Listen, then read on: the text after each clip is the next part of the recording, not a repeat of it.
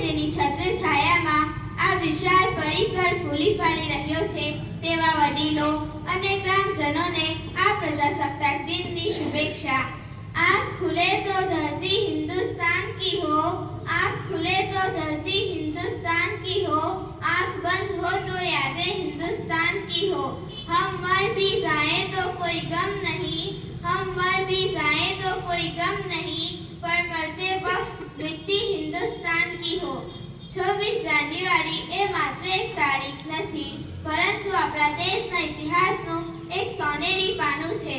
26 જાન્યુઆરી 1950 ને દિવસે ભારતનું સંવિધાન અમલમાં આવ્યું હતું અને સત્તાવાર રીતે એક લોકશાહી પ્રજાસત્તાક દેશ બન્યો હતો।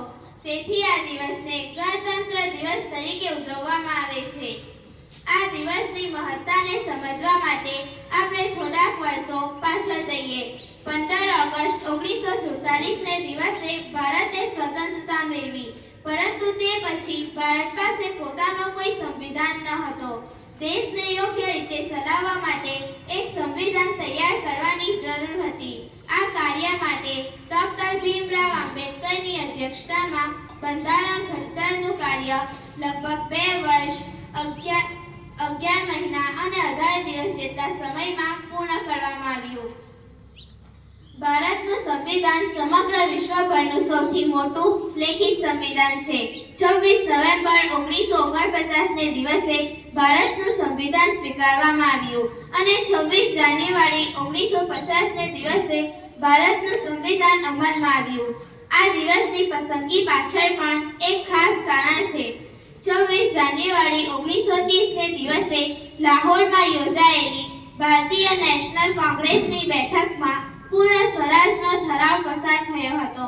આ દિવસે ભારતના સ્વતંત્રતા સંગ્રામના સેનાનીઓએ અંગ્રેજી શાસનના પ્રતિનિધિત્વને નકારવા અને સંપૂર્ણ સ્વતંત્રતાનો સંકલ્પ કર્યો હતો।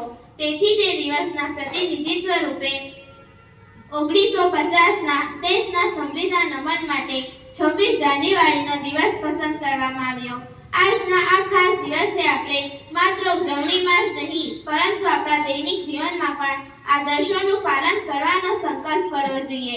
આ પ્રજાસત્તાક દિવસે આપણે આઝાદી અને લોકશાહી માટે આભાર વ્યક્ત કરીએ, ભવિષ્ય માટે એક નવો માર્ગ તૈયાર કરીએ, ભારતને વિશ્વ મહાસત્તા બનાવવા તરફ એક ડગલું આગળ વધીએ અને દેશના સંવિધાનને માન આપીએ। જય હિન્દ, જય ભારત।